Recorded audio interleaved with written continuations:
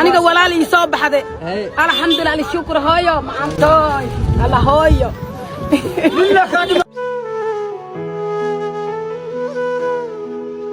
nolol aad u adag wax la'aan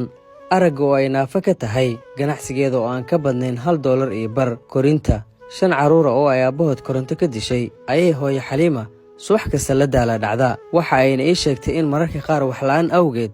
ay caruurta markii ay weyso wax ay siiso ay cunto uga dhigta cambahan miiska u saaran alla nolosha dadka qaar kala foga maanta ayaan uga faa'iideynaa barnaamijkeena farxadda kediska iyadoo aan ogeyn waxaan goob ganacsi uga sameynay halka ay ku haysatay miiskan yar ugu horeyn goobta ayaan soo sahminay miiska ayaan hagaajinay adeegga noocyadiisa kala duwan ayaan ka soo iibinay suuqa magaalada Kismaayo muna ayaa halkan sii sharxaysa anigana waxaan la fadhiyaa iyada ugu horeyn waxaan isaga dhigay qof wax ka iibsanayo